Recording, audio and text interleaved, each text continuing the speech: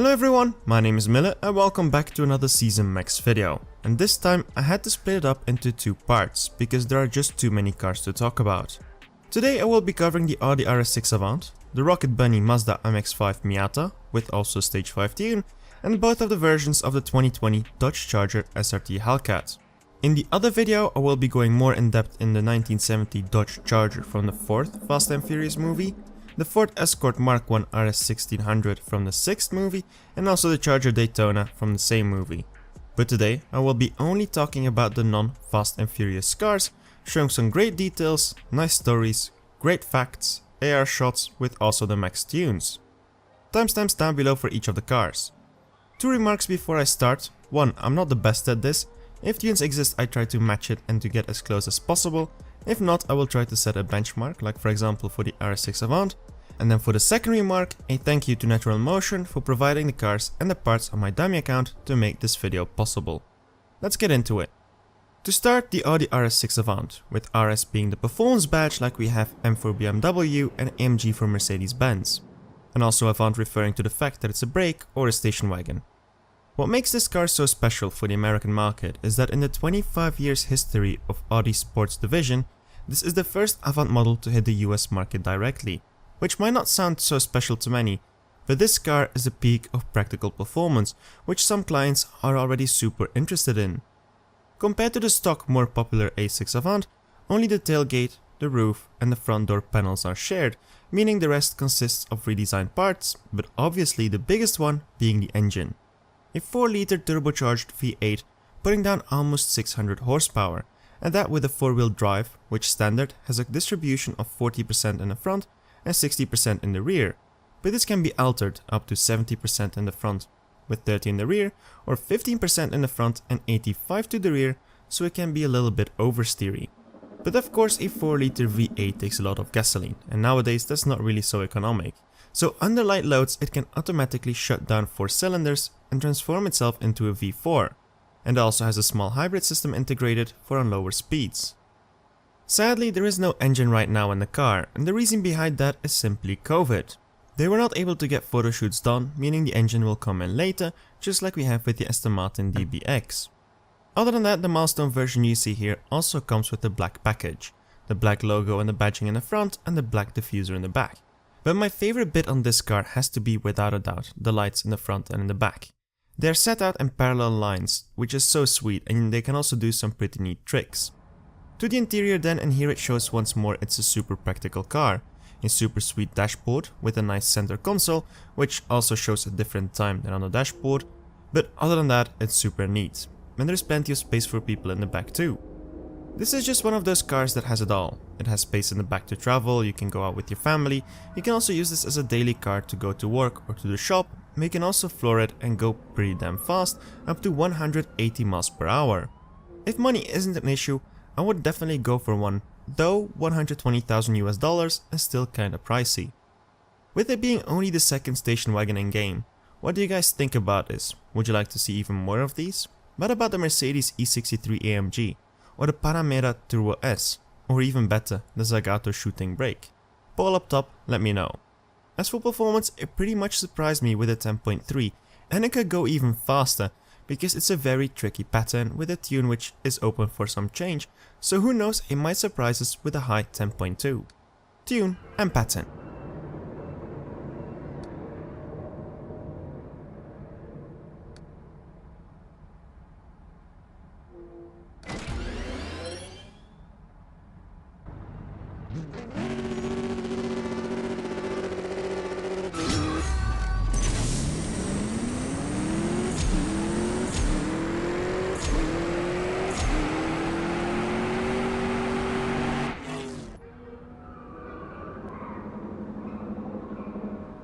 Next up, the prestige car, the Mazda MX-5 Miata with the Rocket Bunny kit and a pretty sweet roll cage. But this made me wonder, why do we call it an MX-5 sometimes and sometimes a Miata? Well, the name Miata itself was originally only added to the US and the Canadian market, and they have some changes compared to the European and Japanese versions of the car just to be able to fit the license plate, and the fact that apparently American owners prefer the car to have a more proper name rather than just MX-5. So they added the Miata name, which is derived from an old High German word for reward. This is of course not the first MX-5 we have in game, but it is the first pullable one, as the other version only comes in Soul Red and is given to you when you start the Tempest 3 campaign, and obviously there are some differences. The most obvious one being the Rocket Bunny kit for it, which makes it a lot wider and adds some stance to it, but the biggest change obviously is the wing on the back. That thing is massive. Let's say you were interested in getting this car for yourself. Well, a new 2020 Miata will set you back roughly $27,000 US. The kit right now, without the wing, is on sale for $2,800 US, and on top of that, if you want the wing, you can either get some Red Bull or put another $1,500 US to get it installed, which makes it a pretty sweet car in the end, but rather pricey for over $31,000 US, and I'm not sure if it even comes with the aftermarket roll cage, which requires some cutting in the plastic to fit. But that's not all. Under the hood it also got another change. In my season video I mentioned about the upgraded Sky Active engine. Well, I was wrong. What you see here is a supercharged engine by HKS, which puts up the total to 200 horsepower, which is damn neat for such a tiny car. Onto my favorite bits then. First, the support rods on the spoiler. These are so simple and probably are not that effective, but it's kind of a trend I've seen going, which is quite neat. The other two things are more in detail focused onto the rim, which by the way are the same ones as on the 350Z Rocket Bunny, but there is a difference. The one on the Rocket Bunny has 5 wheel nuts, while the MX-5 version only has 4. So instead of just copy pasting it and ignoring that fact, they remodeled the rim slightly to actually fit it, because if you look at the stock MX-5 it also comes with 4 bolts. And if you zoom in closely to the bolts, you can see that just like the Varys, it has a color shifting pattern to it. But that's not all that it has in common with the Varys, because if you compare it to the Varys M4 GTS we won at the beginning of the season, the bolts holding the panels onto the car also have the color shifting pattern going on, which seems to be a trend which I really don't mind. Other than that, it's a nice little shoebox on wheels that if you drive this in LA or something, it's a car that people would turn their heads for, but if you drive it in a small town in the middle of nowhere, you kind of look like the weird kid around the block. Performance wise maxed out, it's pretty nice, with the record of an 8.437, with my best attempt stranding me on an 8.445, making it the second fastest non-elite car in tier 2 behind the John Cooper Works GP, tune and pattern.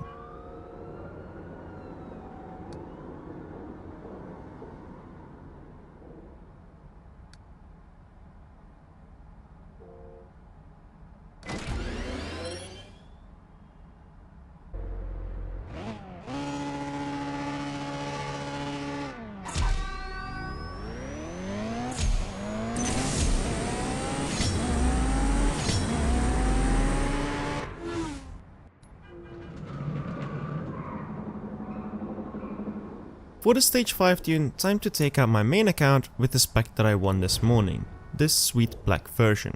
Here I was able to put together a tune which can run a 9.321, which I think might be either barely enough to finish the Prestige Cup, if I base myself on the time of the John Cooper Works GP Prestige Cup of back in April. But with one, you should definitely be able to beat it if you have it fully fused. And fully fused should not be extremely difficult, because you only need uncommon and rare fusion parts. For newer players, also a tip, use the cheap crates to get part for your tier 1 Miata, so you can use it when facing Sneak for his trackster. Tune and pattern.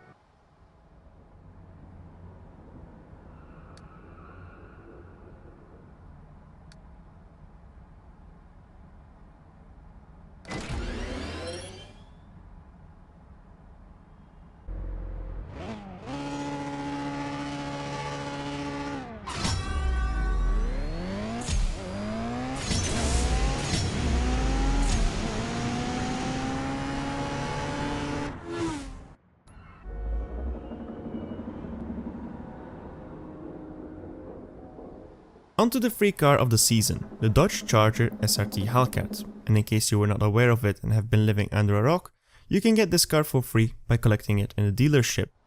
What you see here is the 2020 Dodge Charger, which sometimes also gets the wide body name, but as it is the only version that is released this year, and there is no regular version of it, it can also just be called the Dodge Charger SRT Hellcat.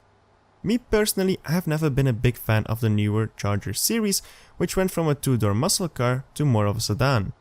But if you look what's under the hood, you will actually find the same engine as you find in the Jeep Grand Cherokee, and a Tier 3 Challenger SRT Hellcat. The supercharged 6.2 liter V8 producing 707 brake horsepower.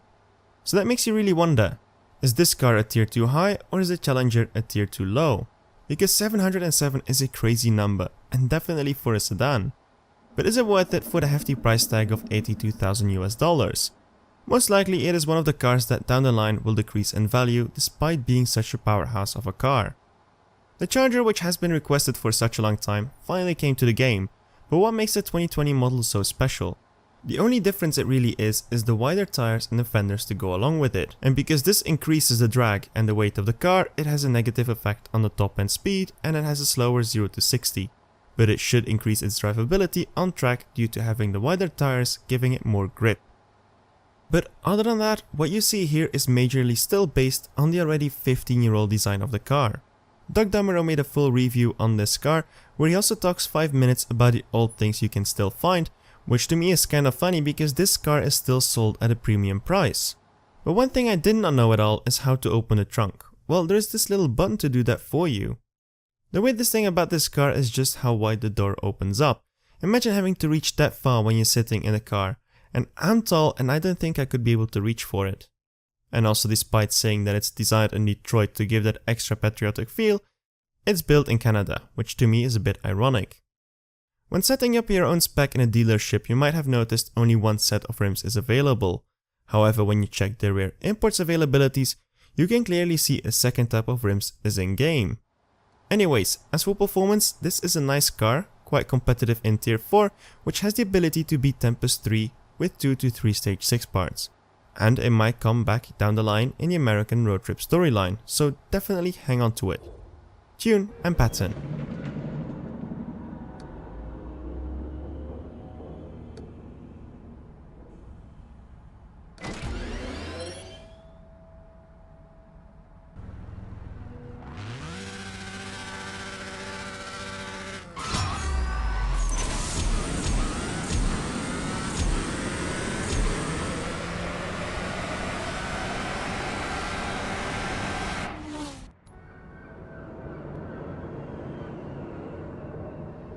The last car for today then, and it's pretty much the same as the previous one, the Dodge Charger SRT Hellcat 50th Anniversary Edition. But anniversary for what?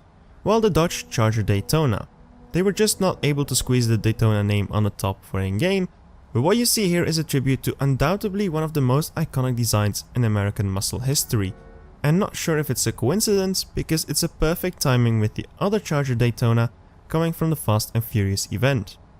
But what are the differences between this and the regular version? Why should you buy this? Well, aside of its 10 horsepower increase, which is very drastical, it also comes in the iconic B5 blue pearl color, which the car is remembered for, with the white band on the back. On the interior, there are two major changes, one of them being the different seats with different stitching and the badging. But also the little plaque on the dashboard showing only 501 models will be made. But well, technically it's 502, as this is a number 0 out of 501, which is the real existing car. In game it comes as a Purple Star car, and it's slightly faster than the Gold Star version, with the current record of a 10.401. Tune and pattern.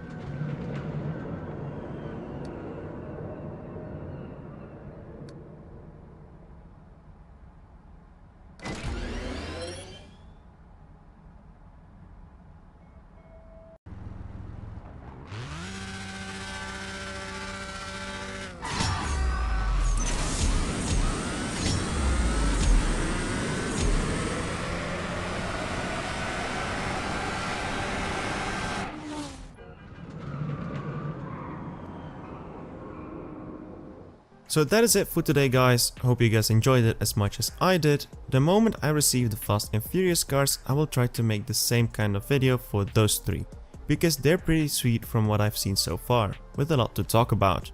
If you enjoyed the video, do not hesitate to leave a like, subscribe for more content like this. My name is Mille, see you around, and keep racing.